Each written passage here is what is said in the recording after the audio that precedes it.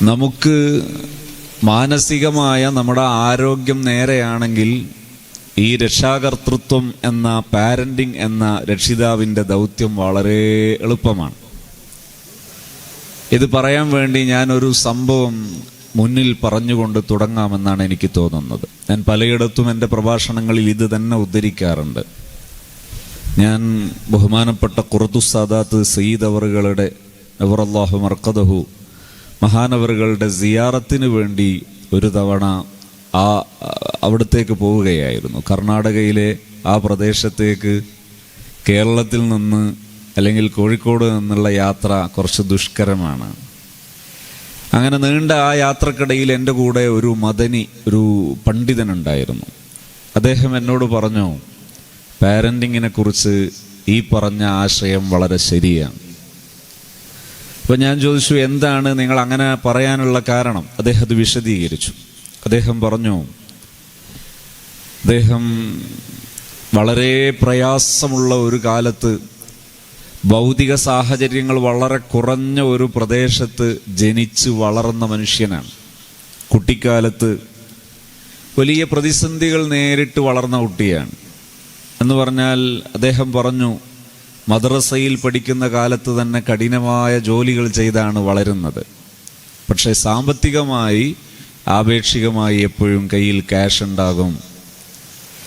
സാമ്പത്തിക ശേഷിയിൽ വളരെ മുന്നിലാണ്. അന്നത്തെ പ്രാദേശിക തലത്തിലും അന്നത്തെ കാലഘട്ടത്തിൻ്റെ അടിസ്ഥാനത്തിലും വളരെ മുന്നിലാണ്. പക്ഷേ ഭൗതിക സാഹചര്യങ്ങളിൽ വളരെ ചെറിയ സമയത്ത് തണുപ്പുള്ള പ്രദേശത്ത് ദീർഘദൂരം യാത്ര ചെയ്തു വേണം മദ്രസയിൽ പോകാൻ. ആ മദ്രസയിൽ പോകുന്നതിൻ്റെ മുമ്പേ ഒരു നിശ്ചിത സമയം ജോലി ചെയ്യണം. മദ്രസ കഴിഞ്ഞ് വന്നാലും ഒഴിവു ദിവസങ്ങളിലൊക്കെ ജോലി ചെയ്യും. അദ്ദേഹം എന്നോട് പറഞ്ഞു, ഇത്ര കഠിനമായ ജോലികൾ ജീവിതത്തിൽ ചെയ്തതിൻ്റെ പേരിൽ എപ്പോഴെങ്കിലും ഒരു സങ്കടം എനിക്ക് തോന്നിയിട്ടില്ല. ഒന്നാമത്തെ പോയിന്റ്. രണ്ടാമത്തത്, അദ്ദേഹം എന്നോട് പറഞ്ഞു, ഞാനൊരു മതപരിതമുള്ള ഒരു പണ്ഡിതനാണെങ്കിലും എൻ്റെ ഈ ആയുസ്സിൽ എൻ്റെതായ ഒരു കാഴ്ചയിൽ അദ്ദേഹത്തിൻ്റെ വയസ്സ് ഒരു 50-ൻ്റെയും 60-ൻ്റെയും ഇടയിലുണ്ടാകും. അദ്ദേഹം പറയുന്നു, എൻ്റെ ഈ ആയുസ്സിനിടയിൽ ഒരു നേരം എൻ്റെ ഓർമ്മ വെച്ച നാളിന് ശേഷം ഒരു നിസ്കാരം ഖളാ ആയിട്ടില്ല. അതിൻ്റെ കാരണം എൻ്റെ മാതാപിതാക്കളാണ്. ഇങ്ങനെ പറയുമ്പോൾ പ്രഥമ ദൃഷ്ടിയ നമ്മളെ മനസ്സിൽ വരിക മാതാപിതാക്കൾ ഏതോ മുദരീസോ അതല്ലെങ്കിൽ നല്ല അഭ്യസവിദ്യരോ ആയ ആളാണ് എന്നാണ് വരിക. പക്ഷെ അദ്ദേഹം അതിൻ്റെ കൂടെ ചേർത്ത് പറയുന്നത് രണ്ടുപേരും നിരക്ഷരരാണ്. അക്കാദമിക വിദ്യാഭ്യാസത്തിൽ, ഭൗതിക വിദ്യാഭ്യാസത്തിൽ നിരക്ഷരരാണ്. അതോടൊപ്പം ആത്മീയ വിദ്യാഭ്യാസത്തിലും അവർ നിരക്ഷരരാണ്. ചെറിയ പാഠങ്ങൾ അല്ലെങ്കിൽ ചെറിയ ക്ലാസ്സുകൾ മാത്രം ലഭിച്ച വ്യക്തികളാണ്. പക്ഷേ എങ്ങനെയാണ് ഈ മാതാപിതാക്കൾ അദ്ദേഹത്തിൻ്റെ ആയുസ്സിനിടയിൽ നിസ്കാരത്തിൻ്റെ പ്രാധാന്യം സ്ഥാപിച്ചെടുത്തതും വളർത്തിയതും എങ്ങനെയാണ് എന്ന് പഠിച്ചാൽ നമുക്കടുത്ത പോയിന്റ് മനസ്സിലാകും. എന്താണ്? അദ്ദേഹം തന്നെ അത് വിവരിക്കുന്നു. മാതാപിതാക്കൾ ശകാരിക്കുന്ന സ്വഭാവം വളരെ കുറവാണ്. അതുപോലെ ശാരീരികമായി വേദനിപ്പിക്കുന്നതും വളരെ കുറവാണ്. താരതമ്യേന ആ കാലഘട്ടത്തെ ആപേക്ഷികമായി വിലയിരുത്തുകയാണെങ്കിൽ വളരെ കുറവാണ്. പക്ഷെ നിലപാടുണ്ടായിരുന്നു. ആ നിലപാടിനെ അദ്ദേഹം എനിക്ക് മനസ്സിലാക്കി തരാൻ വേണ്ടി പറഞ്ഞ ഒരു അനുഭവം പറയാം. അന്ന് കല്യാണമൊക്കെ നടക്കുമ്പോൾ പന്തലിടുന്ന പരിപാടി, ഇപ്പം ഈ പന്തലിട്ടത് ഒരുപക്ഷെ ഇതിൻ്റെതായ ഒരു ടീം ഉണ്ടാകും. ആ ടീം അവർ വന്ന് ചെയ്തോളും. പക്ഷെ അന്നൊക്കെ കല്യാണത്തിന് പന്തലിടുക എന്ന് പറഞ്ഞാൽ ആഴ്ചകളോളം നാട്ടുകാരും കുടുംബക്കാരും എല്ലാവരും ചേർന്ന് ഈ തെങ്ങിൻ്റെ ഓല മടഞ്ഞത് വീട്ടിൽ നിന്നും അടുത്ത വീടുകളിൽ നിന്നും ഒക്കെ കടമെടുത്ത് വായ്പ വാങ്ങി അല്ലെങ്കിൽ അങ്ങനെയൊക്കെയാണ് പന്തലിടുക. ഇപ്പം ദിവസങ്ങളോളം പണികൾ നടക്കും. ഇങ്ങനെ പണികൾ നടക്കുന്ന ഒരു ദിവസം രാത്രിയിൽ ഞങ്ങൾ കുട്ടികൾ, അദ്ദേഹം പറയാണ്, ഞങ്ങൾ ഞങ്ങൾ സഹപാഠികൾ അല്ലെങ്കിൽ ബന്ധുക്കളായ മക്കളെല്ലാം ചേർന്ന് രാത്രി പല പണികളും കഴിഞ്ഞ് കിടക്കുകയാണ്. കിടക്കുമ്പോൾ വീട്ടിൻ്റെ ഡൈനിങ് ഹാളിലാണ് കിടക്കുന്നത്. കിടക്കുമ്പോൾ ഞങ്ങൾ പറഞ്ഞു, ഞാനും ജ്യേഷ്ഠനും സഹപാഠികളോട് പറഞ്ഞു, ഇവിടെ ഒരു സമീപന രീതിയുണ്ട്. രാവിലെ സുബഹിക്ക് എഴുന്നേൽക്കണം. നല്ല തണുപ്പുള്ള പ്രദേശമാണ്. ഉമ്മ സുബഹിയുടെ മുമ്പ് എഴുന്നേറ്റ് ഏകദേശം ഒരു ജുസു ഓളം ഖുർആൻ പാരായണം ചെയ്യും, തഹജ്ജുദ് നിസ്കരിക്കും. അത് കഴിഞ്ഞിട്ട് സുബഹി വാങ്ക് വിളിച്ചാൽ ഉടനെ ഉമ്മ ഞങ്ങളൊക്കെ വിളിക്കും, നമ്മളെല്ലാവരും വിളിക്കും. ആ വിളിക്ക് എഴുന്നേൽക്കുകയും എഴുന്നേൽക്കാതിരിക്കുകയും ചെയ്യാം. ഓപ്ഷണലാണ് നാഫിലത്തൻ. എഴുന്നേൽക്കുകയും ചെയ്യാം, എഴുന്നേൽക്കാതിരിക്കുകയും ചെയ്യാം. പക്ഷെ അത് കഴിഞ്ഞ് ഉമ്മയുടെ നിസ്കാരമൊക്കെ സുബഹി നിസ്കാരമൊക്കെ കഴിഞ്ഞ് ഇനി എഴുന്നേറ്റാൽ വുളൂ ചെയ്യാനും അനിവാര്യമായ പ്രാഥമിക കർമ്മം ചെയ്യാനും നിസ്കരിക്കാനും മാത്രമേ സമയം ബാക്കിയുള്ളൂ എന്ന ആ ഒരു ലെവലെത്തുമ്പോൾ ഉമ്മാക്കൊരു വിളിയുണ്ട്. ആ വിളിയിൽ അഡ്ജസ്റ്റ്മെൻ്റ് ഇല്ല, ഓപ്ഷൻ ഇല്ല, എഴുന്നേൽക്കൽ മാത്രം. അപ്പോൾ എഴുന്നേറ്റിട്ടില്ലെങ്കിൽ അവിടെ ഒരു ശബ്ദമുണ്ടാകും, അത് അടിയുടേതായിരിക്കും. അപ്പോൾ അവിടെ കോംപ്രമൈസ് ഇല്ലാത്ത ഒരു നിലപാടാണത്. അതുകൊണ്ട് ഇതെല്ലാവരും നേരത്തെ അവെയർ ആവുക എന്ന് ഞങ്ങൾ പറഞ്ഞു. രാവിലെ പറഞ്ഞതുപോലെയൊക്കെ സംഭവിച്ചു. ഒന്നാം വിളി കഴിഞ്ഞു, പലരും ഉറക്കക്ഷീണം കൊണ്ട് അല്ലെങ്കിൽ തലേ ദിവസം ജോലി ചെയ്തതിൻ്റെ ക്ഷീണത്തിനിടയിൽ ഉറങ്ങിപ്പോയി. രണ്ടാം വിളിയുടെ സമയത്ത് എഴുന്നേൽക്കാത്തവർക്കൊക്കെ അടി കിട്ടാൻ തുടങ്ങി. അപ്പോൾ അദ്ദേഹം പറഞ്ഞു, ഞാനും ജ്യേഷ്ഠനും എഴുന്നേറ്റ് ഓടി. ഞങ്ങൾ പറഞ്ഞു, ഓടലല്ലാത്തൊരു ഓപ്ഷനും ഇല്ല, വേഗം എഴുന്നേറ്റ് ഓടുക. അങ്ങനെ എല്ലാവരും എഴുന്നേറ്റു. ഞങ്ങൾ വുളൂ ചെയ്ത് നിസ്കരിച്ചു വരുമ്പോഴേക്ക് ഡൈനിങ് ഹാളിൽ ഞങ്ങൾക്ക് ആവശ്യമായ കാപ്പിയും കടിയും ഒക്കെ റെഡിയാണ്. ഉമ്മയുടെ മുഖത്ത് നേരത്തെ ആദ്യ വിളിയിൽ എഴുന്നേൽക്കാത്തതിൻ്റെ പരിഭവം ഒട്ടുമില്ല. എഴുന്നേൽക്കാത്തതിൻ്റെ പേരിൽ വിളിക്കുകയും വിളിച്ചിട്ട് എഴുന്നേൽക്കാതിരിക്കുമ്പോൾ തല്ലുകയും ചെയ്തതിൻ്റെ യാതൊരു വൈഷമ്യവും വിഷമവും ആ മുഖത്ത് കാണാൻ ഇല്ല. ഇതിന് പറയുന്ന പേരാണ് നിലപാട്. സൈക്കോളജിയിൽ ഫേംനെസ് വിത്തൗട്ട് ആങ്കർ, ദേഷ്യമില്ലാത്ത നിലപാട് എന്ന് വേണമെങ്കിൽ പറയാം.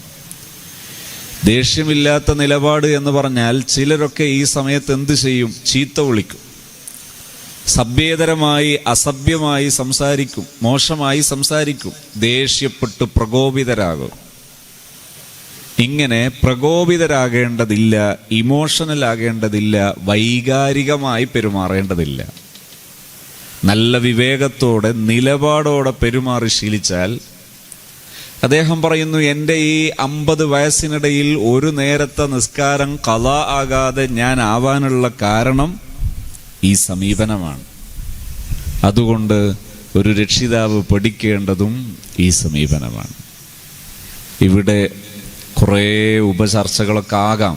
ഇപ്പോൾ ഒരു ഉപചർച്ചയുടെയും വിശാല ചർച്ചയുടെയും വേദിയല്ല, മറിച്ച് സാധാരണക്കാരായ ഒരു രക്ഷിതാവ് സ്വീകരിക്കേണ്ട സമീപനം എന്ത് എന്നതാണല്ലോ നമ്മൾ ചർച്ച ചെയ്യുന്നത്. ദേഷ്യം എന്നത് അടിസ്ഥാനപരമായി ഒരു പോസിറ്റീവായ ഗുണകരമായ ഒരു വികാരമാണ് അടിസ്ഥാനപരമായി. എന്നാൽ ദേഷ്യത്തെക്കുറിച്ച് ധാരാളം പ്രസ്താവനകൾ കാണാം. റസൂലുള്ളാഹി സ്വല്ലല്ലാഹു അലൈഹി വസല്ലമ തങ്ങളുടെ അടുക്കൽ ഒരു സ്വഹാബി വന്നിട്ട് എൻ്റെ ജീവിതത്തിൽ ഞാൻ നിവർത്തിക്കേണ്ട, ഞാൻ നടപ്പിലാക്കേണ്ട എൻ്റെ സ്വഭാവത്തെക്കുറിച്ച് ചോദിക്കുമ്പോൾ നബി സല്ലല്ലാഹു അലൈഹി വസല്ലം തങ്ങൾ ഒന്നാമതും രണ്ടാമതും മൂന്നാമതും പറഞ്ഞു, ലാ തഗല്ലബ് ലാ തഗല്ലബ് ലാ തഗല്ലബ്. എങ്ങനെ കാണാം? അതേസമയം ഇമാം ശാഫഈ റളിയല്ലാഹു അൻഹു പറഞ്ഞത് വ്യാപകമായി വലിയ മഹാന്മാരൊക്കെ എടുത്ത് ഉദ്ധരിച്ചത് കാണാം. മനിസ്തുഗ്ലിബ ഫലം യഗ്ലബ് ഫഹുവ ഹിമാർ.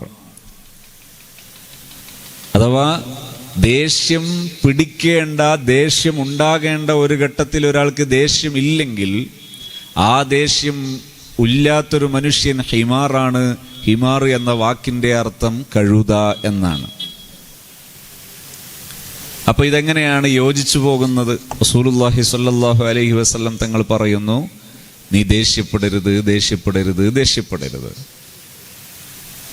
നബി സല്ലല്ലാഹു അലൈഹി വസല്ലം തങ്ങളുടെ ഹദീസ് ഈ ദുനിയാവിന്റെ മശ്രിഖും മഗ്രിബും വ്യത്യാസമില്ലാതെ ആ ആദർശം എത്തിച്ച സമുദ്ര സമാനരായ വലിയ മഹാത്മാവായ ഇമാം ശാഫിഈ റളിയല്ലാഹു അൻഹു നബി സല്ലല്ലാഹു അലൈഹി വസല്ലം തങ്ങളുടെ തന്നെ ഹദീസിന്റെ ആദർശം പിൻപറ്റിക്കൊണ്ട് പറയുന്നു, മനിസ്തുഗ്ലിബ ഫലം യഗ്ലബ് ഫഹുവ ഹിമാർ. ദേഷ്യം പിടിക്കേണ്ട സമയത്ത് ദേഷ്യം വേണം. ഇവിടെ എങ്ങനെയാണ് ജംഅ ചെയ്യേണ്ടത്, എങ്ങനെയാണ് സംയോജിപ്പിക്കേണ്ടത്? അത് റസൂലുള്ളാഹി സ്വല്ലല്ലാഹു അലൈഹി വസല്ലം തങ്ങളുടെ ജീവിതം കൊണ്ട് അതിനെ സംയോജിപ്പിക്കേണ്ടത്. നബി സല്ലല്ലാഹു അലൈഹി വസല്ലമ തങ്ങൾ ദേഷ്യം പിടിച്ചത് എങ്ങനെ നമുക്ക് കാണാം. ബഹുമാനപ്പെട്ട റസൂലുള്ളാഹി സ്വല്ലല്ലാഹു അലൈഹി വസല്ലം തങ്ങൾ ഒരു യാത്ര കഴിഞ്ഞ് വീട്ടിലേക്ക് വരുമ്പോൾ തൻ്റെ മകളെ സന്ദർശിക്കുന്നു. ഏത് യാത്ര കഴിഞ്ഞ് വരുമ്പോഴും നബി തങ്ങൾ അങ്ങനെയാണ്, മകളെടുക്കൽ വരും. അങ്ങനെയാണ് വാപ്പമാര് ചെയ്യേണ്ടത്. മക്കളോട് സ്നേഹപ്രകടനം ഉണ്ടാകണം. വലിയ നേതാവാണ്, ആ നാടിൻ്റെ ബഹുജനം ആദരിക്കുന്ന, ബഹുജനം നോക്കിക്കാണുന്ന, ആ നാടിൻ്റെ എല്ലാ വിഭാഗം ജനങ്ങളും കണ്ണിൽ ഉണ്ണിയായി കരുതുന്ന എല്ലാവരുടെയും പ്രിയപ്പെട്ട ആളാണ് അഷ്റഫുൽ ഖൽഖ് സ്വല്ലല്ലാഹു അലൈഹി വസല്ലം. പക്ഷേ നബിതങ്ങൾ ഒരു യാത്ര കഴിഞ്ഞു വരുമ്പോൾ ആ യാത്ര കഴിഞ്ഞ ആദ്യ വേളയിൽ തന്നെ തൻ്റെ മകളെ വന്ന് കാണും. അതൊരു നല്ല രീതിയാണ്, സൽസ്വഭാവമാണ്. നബി സല്ലല്ലാഹു അലൈഹി വസല്ലം തങ്ങൾ അങ്ങനെ കാണുമ്പോൾ മകൾ എന്ത് കരുതി, വാപ്പ എൻ്റെ ഈ വിഷമങ്ങൾ മാത്രം അറിഞ്ഞ് സങ്കടപ്പെടാതിരിക്കാൻ വാപ്പക്കൊരു സന്തോഷം ഇരിക്കട്ടെ എന്ന് കരുതി ആഭരണങ്ങൾ സംഘടിപ്പിച്ചു, അത് ധരിച്ചു. ഈ ആഭരണങ്ങൾ കണ്ടപ്പോൾ റസൂലുള്ളാഹി സ്വല്ലല്ലാഹു അലൈഹി വസല്ലം തങ്ങളുടെ പ്രതികരണം എങ്ങനെ? നബിതങ്ങൾ ആ ആഭരണത്തിൽ സന്തുഷ്ടി പ്രകടിപ്പിച്ചില്ല. സാധാരണ പ്രകടിപ്പിക്കാറുള്ള സന്തോഷ പ്രകടനങ്ങൾ, അതായത് ഫാത്തിമയുടെ വീട്ടിലേക്ക് വരുമ്പോൾ ഫാത്തിമ ഇറങ്ങി വരും റളിയല്ലാഹു അൻഹ. നബി സല്ലല്ലാഹു അലൈഹി വസല്ലമ തങ്ങൾ ഫാത്തിമയുമായി മുസാഫഹത്ത് നടത്തും. അവരാലിംഗനം ചെയ്യും, വളരെ ആദരവോടെ കൂട്ടിക്കൊണ്ടുപോയി ഇരുത്തും. ഈ ചടങ്ങുകളെല്ലാം ബ്ലോക്കായി. നബി തങ്ങൾ നേരെ മസ്ജിദുൻ നബവിയിലേക്ക് പോയി. എന്തേ? സൗന്ദര്യബോധം പാടില്ല എന്നാണോ? സൗന്ദര്യബോധം ഒരു മുഅ്മിനായ മനുഷ്യന്റെ സൽസ്വഭാവമാണ്. വൃത്തി വേണം, സൗന്ദര്യബോധത്തിൽ ജീവിക്കണം. മുടിയൊക്കെ നല്ല അടുക്കിലും ചിട്ടയിലും വെട്ടി ചീകി കൊണ്ടു നടക്കണം. മുടിയൊക്കെ ഇങ്ങനെ വികൃതമാക്കി ഒരു ഭാഗം പരണ്ടി മറുഭാഗം ഇങ്ങനെ കോലക്കേടാക്കി അങ്ങനെ കൊണ്ടു നടക്കരുത്. മുടിയൊക്കെ നല്ല വൃത്തിയിൽ വെട്ടി സൂക്ഷിക്കണം. താടിയുള്ള ഒരു താടിയൊക്കെ നല്ല വൃത്തിയിൽ കൊണ്ടു നടക്കണം. ഡ്രസ്സ് നല്ല വൃത്തിയിൽ ഡ്രസ്സ് ധരിക്കണം, ഭംഗിയിൽ ഡ്രസ്സ് ധരിക്കണം, നല്ല ഭംഗിയിൽ നടക്കണം. സൗന്ദര്യബോധം ഒരു സത്യവിശ്വാസിയുടെ ലക്ഷണമാണ്. പക്ഷേ സൗന്ദര്യം ആരാധനയാകരുത്. സൗന്ദര്യം ആരാധനയാകരുത്. സൗന്ദര്യത്തിനോടുള്ള ആഭിമുഖ്യം ഒരു മനുഷ്യനെ അന്ധകനാക്കരുത്. മനുഷ്യന്റെ കാഴ്ചയെ നഷ്ടപ്പെടുന്ന അന്ധതയായി സൗന്ദര്യം മാറരുത്. അപ്പോഴാണ് ഈ മനുഷ്യൻ സ്വന്തം ചുണ്ട് മതിയാകാഞ്ഞിട്ട് വരച്ചു കൊണ്ട് നടക്കേണ്ടി വരുന്നത്. താടിയും മുടിയുമൊക്കെ ഏതോ ഒരാളോടുള്ള ആഭിമുഖ്യം കാണിക്കാൻ ചിത്രം വരക്കുന്ന കോലത്തിലാകേണ്ടി വരുന്നതൊക്കെ അപ്പോഴാണ്, ആഭിമുഖ്യമാകുമ്പോഴാണ്. ഈ ആഭിമുഖ്യമുള്ള ആൾക്ക് ജീവിതത്തിന്റെ ലക്ഷ്യത്തെക്കുറിച്ചുള്ള ബോധം നഷ്ടപ്പെട്ടു പോകും.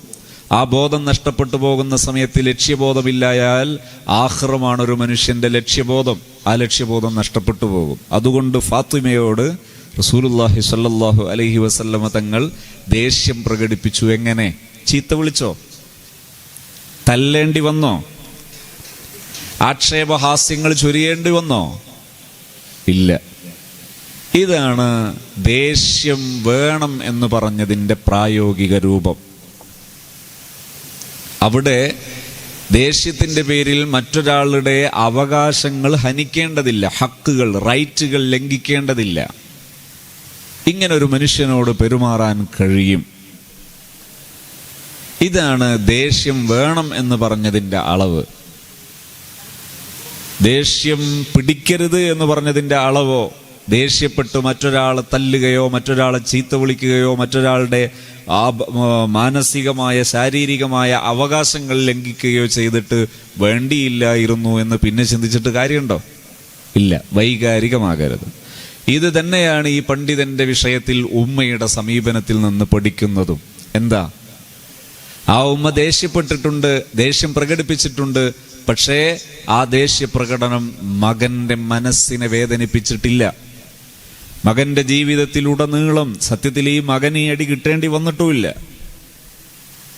പക്ഷേ ആ നിലപാട് ആ മനുഷ്യന്റെ 50 വയസ്സ് കഴിഞ്ഞിട്ടും മുറിയാതെ, അവരിപ്പോ ഖബറിലാണ് കിടക്കുന്നത്, അള്ളാഹു പരലോകം സന്തോഷത്തിലാക്കി കൊടുക്കട്ടെ. പക്ഷെ ഇപ്പോഴും ആ മനുഷ്യന്റെ അധ്വാനമാണെന്ന് ഈ മകൻ തീർത്ത് പറയുന്നു.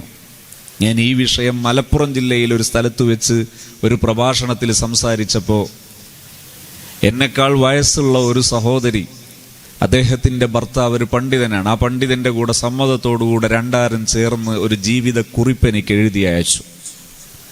ആ ജീവിതക്കുറിപ്പിന്റെ ആകത്തുക എങ്ങനെയായിരുന്നു? ഞാൻ ജീവിച്ചു വളരുന്നത് വളരെ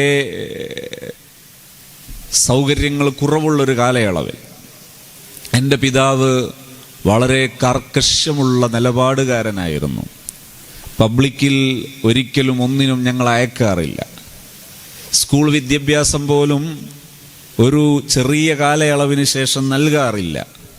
മദ്രസ വിദ്യാഭ്യാസം തന്നെയും കൂടുതൽ ലഭിക്കാനുള്ള സൗകര്യം അടുത്തില്ല. അദ്ദേഹം, ആ സഹോദരി പറയുന്നു, നീന്തൽ അത് ഒരു വലിയ ആഗ്രഹമുള്ളതായിരുന്നു. പക്ഷെ പബ്ലിക്കിൽ ഒരു കുളത്തിലേക്ക് ഞങ്ങൾ അയക്കില്ല. പക്ഷേ ഞങ്ങൾക്ക് ജീവിതത്തിൽ സന്തോഷത്തിനൊരിക്കലും പിതാവ് കുറവ് വരുത്തിയില്ല. നീന്തൽ പഠിക്കാൻ സ്വന്തം പറമ്പിൽ കുളം കുത്തി, ആ കുളത്തിൽ നീന്തൽ പഠിക്കാനുള്ള സൗകര്യമൊരുക്കി. എനിക്കെഴുതിയ എഴുത്ത്, നല്ല സാഹിത്യമറിയുന്ന ഒരു സാഹിത്യകാരിയുടെ എഴുത്തിൻ്റെ ചേരുവകളും ടേസ്റ്റും അതിൻ്റെ മികവുകളെല്ലാം ആ എഴുത്തിലുണ്ടായിരുന്നു. വിദ്യാഭ്യാസത്തിന് സത്യത്തിൽ പ്രായോഗികമായി കുറവുകളൊന്നും സംഭവിച്ചിട്ടില്ല. ആ സഹോദരി എന്നോട് പറഞ്ഞു, വിവാഹം കഴിഞ്ഞിട്ട്, ആ കുറിപ്പിലുണ്ട്, വിവാഹം കഴിഞ്ഞിട്ട് ദശാബ്ദങ്ങളായി, പക്ഷെ ഇന്നും ആദ്യ രാത്രിയിലേതുപോലെ ഞങ്ങൾ സന്തോഷത്തോടെ ജീവിക്കുന്നു. ഇതിൻ്റെ എല്ലാം കാരണം ഈ പിതാവിൻ്റെ നിലപാടോടുകൂടെയുള്ള വളർത്തലാണ്. അതിന്നും സന്തോഷത്തോടെ അനുഭവിക്കുകയും ആസ്വദിക്കുകയും ചെയ്യുന്നു എന്ന് ആ കുറിപ്പിൻ്റെ ആകത്തുക.